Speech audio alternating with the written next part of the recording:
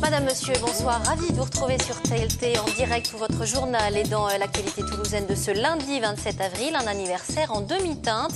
Les 10 ans de la 380 d'Airbus sans célébration particulière, les ventes du Super Jumbo ne décollent pas.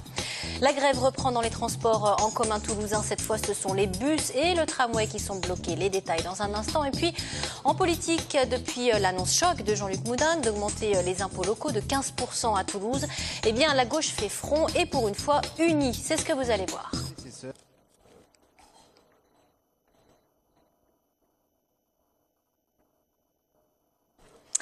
Il est le plus gros avion commercial jamais construit. La 380 fête aujourd'hui ses 10 ans, un anniversaire sans fête particulière du côté d'Airbus. Même si vous le voyez, vous allez le voir sur cette image, environ 2000 salariés de l'avionneur ont formé une mêlée de rugby géante aujourd'hui sur la chaîne d'assemblage du Super Jumbo. Pas de célébration particulière pour ces 10 ans donc, et pour cause, le Super Jumbo ne se vend pas, ou en tout cas pas comme c'était prévu. Les explications tout de suite. C'était le 27 avril 2005, à 10h29, la 380 s'arrachait du tarmac de l'aéroport de Toulouse-Blagnac. On manquait alors de superlatifs pour le qualifier. Le paquebot désert, le Super Jumbo, le fleuron de l'industrie aéronautique européenne. 10 ans plus tard, le plus grand avion commercial jamais construit peine à se vendre. Trop gourmand en carburant, trop gros pour la logistique de certains aéroports et trop cher, 400 millions d'euros prix catalogue pour sa version standard. Pourtant, depuis 10 ans, la 380 a fait voyager quelques 8,5 millions de passagers. La flotte mondiale, soit 156 Super Jumbo, assure 220 vols par jour. Toutes les 4 minutes, un A380 décolle ou atterrit dans le monde. Et avec 315 commandes engrangées en 10 ans auprès de 18 compagnies, le Super Jumbo détient aujourd'hui 90% du marché des très gros appareils. Problème, le compteur des commandes reste bloqué depuis plusieurs mois. Chez Airbus, on préfère voir le verre à demi-plein et on assure que 2015 sera une très bonne année pour la 380, dont le programme devrait atteindre l'équilibre. L'avionneur européen discuterait même de la vente d'une dizaine de gros porteurs à la Turquie. La compagnie Emirates, quant à elle, principal client de la 380, presse Airbus de remotoriser son Super Jumbo pour qu'il améliore ses performances. Mais selon Fabrice Brégier, le PDG d'Airbus, le projet n'est pas d'actualité.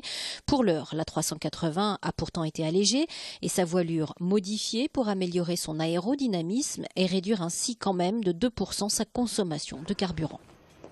Je vous le disais en titre, la grève reprend dans les transports en commun toulousains. L'intersyndicale CGT, CFDT, FO et Sud des chauffeurs de bus et tramino avait suspendu son mouvement social entamé le 5 mars dernier et suspendu donc le 10 avril à l'occasion des vacances de Pâques. Le bras de fer a repris aujourd'hui entre direction et syndicats. Ces derniers réclament toujours, je vous le rappelle, des augmentations de salaire. Nouveauté, la direction de son côté a décidé de porter plainte contre cette mobilisation qu'elle juge illégale. Les détails tout de suite avec Pascal Solaire et Alain Sorat. Depuis le 30 mars, 60% des conducteurs de bus sont en grève pendant 1 heure à la prise de service à 5 heures du matin et à la mi-journée. Au moment où ils reprennent le travail et sortent dans des 3 dépôts, dont celui-ci, boulevard d'Atlanta, l'intersyndicale poursuit son action en informant les conducteurs, notamment non grévistes. Pour la direction de TCO, il s'agit de filtrages illégaux qui retardent la sortie des bus et perturbent le trafic aux heures de pointe. Notre avocat a réuni sur base des constats d'huissier un dossier qu'il a porté au tribunal d'instance ce matin pour porter plainte sous forme d'un référé d'heure à heure qui devrait nous permettre sous 24 heures d'avoir une assignation et une comparution de telle façon qu'on puisse, c'est notre souhait en tout cas, faire cesser ces filtrages illégaux. C'est encore une fois une pratique de la direction et je pense aussi des élus de la mairie de Toulouse qui aujourd'hui, plutôt que de négocier, vont tenter d'envoyer les forces de l'ordre à des salariés qui défendent leur pouvoir d'achat. Et si on se mettait autour de la table et si vraiment on discutait, je pense qu'on arrivera à débloquer la situation.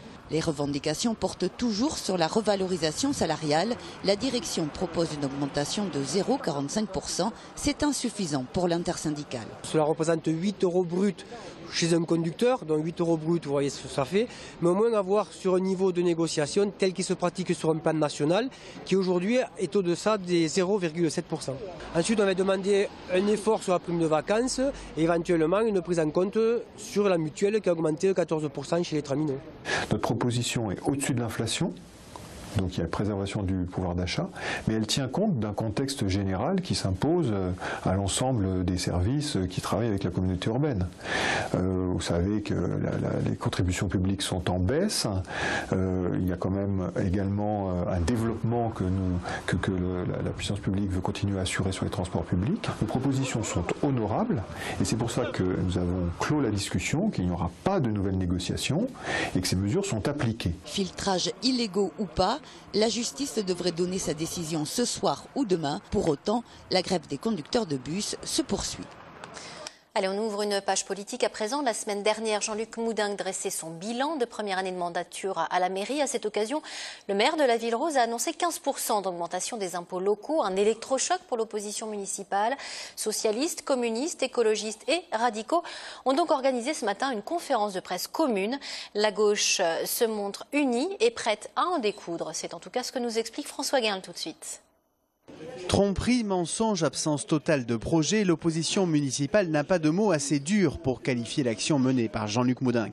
1 an après l'entrée en fonction du nouveau maire de Toulouse, c'est la hausse des impôts qui passe le moins bien pour son prédécesseur, un choix qu'il estime dicté par une revanche électorale. M. Moudenc pensait gagner le département. Il a mis un conseil municipal et un conseil de communauté après sa défaite au département. Et évidemment, on voit bien qu'aujourd'hui, les Toulousains payent la facture et se retrouvent avec des arguments qui sont des mensonges parce qu'il avait promis une stabilité fiscale pendant la campagne électorale. Tout cela avec aucun projet, aucune perspective. Côté Parti communiste, on souligne l'écart entre la baisse des dotations de l'État à hauteur de 12 millions d'euros et l'effort fiscal de 30 à 37 millions demandé aux Toulousains. Opposition ferme également contre la participation financière demandée aux familles pour les repas dans les cantines scolaires. Et les cantines, c'est pas juste parce que le maire nous dit je ne suis pas pour la gratuité totale, ça déresponsabilise les familles. Eh bien qu'il fasse comme à Paris ou à Bordeaux. À Paris, la première tranche, elle est à 0,13 centimes et pas 1 euro. À Bordeaux, c'est 0,45. Nous lui avons proposé en conseil municipal 0,25 centimes. Non, il maintient les 1 euro. Donc nous allons nous battre avec les Toulousains. D'abord, pour ne pas accepter ça, nous proposons qu'un budget modificatif soit voté avant la fin de l'année qui renonce aux augmentations d'impôts de 15%. À l'initiative d'Antoine Maurice, d'Europe Écologie Les Verts, l'opposition municipale organisera des réunions pour aller à la rencontre des Toulousains. Il y en aura une par secteur à compter du mois de juin.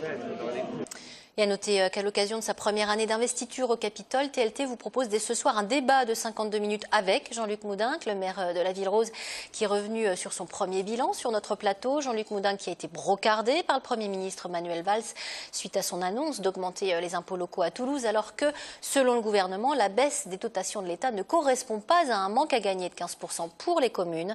On écoute tout de suite un extrait du débat et les explications du maire de Toulouse. Le Premier ministre a été d'une mauvaise foi importante. Pourquoi? Parce qu'il n'a parlé que de l'année 2015.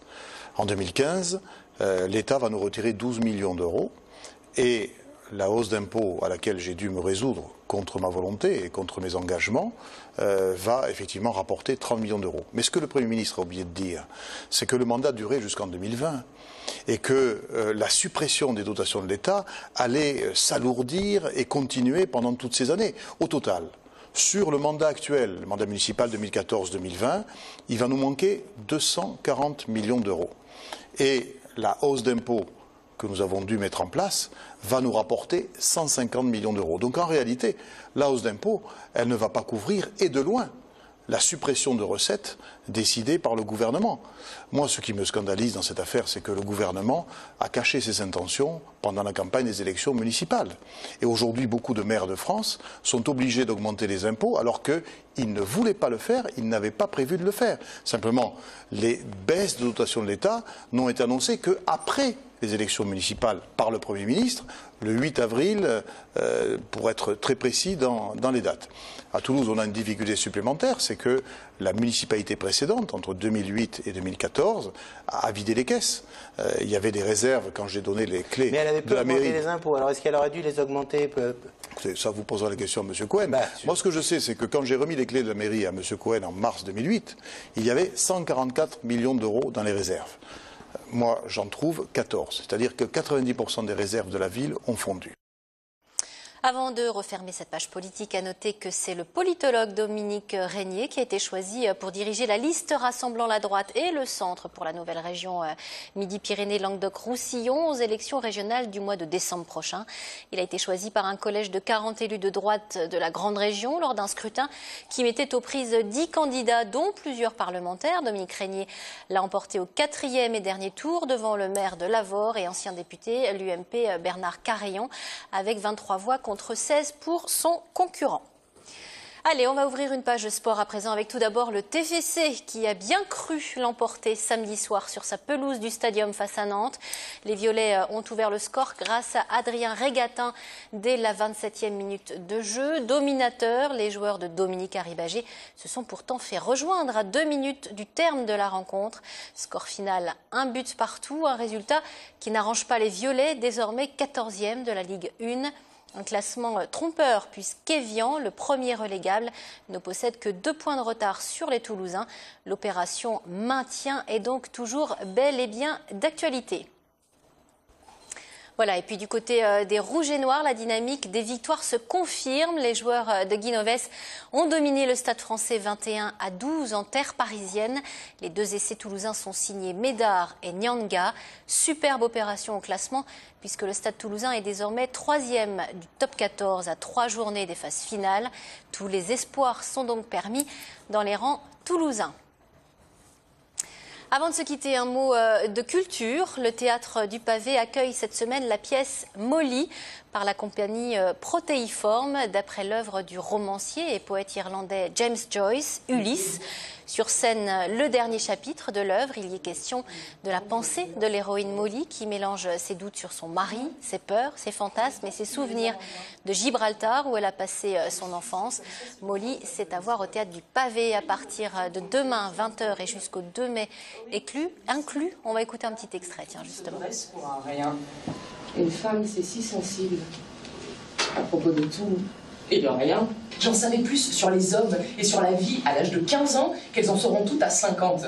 Du moment qu'on aime ou qu'on est aimé de quelqu'un, si l'homme que vous désirez n'est pas là, mon Dieu, il m'est arrivé de penser que je me promènerais le long des quais, un soir sans lune, là où personne ne me reconnaîtrait, et que je lèverais un marin fraîchement débarqué. Et il serait bien chaud pour ça. Il se foutrait complètement à qui je pourrais appartenir, juste pour faire ça, être un portail quelque part, loin de ces gitans. Voilà, Molly à voir au Théâtre du Pavé à partir de demain 20h et jusqu'au 2 mai inclus. C'est ainsi que s'achève cette édition. Merci à vous de l'avoir suivi. Je vous souhaite une excellente soirée évidemment sur TLT.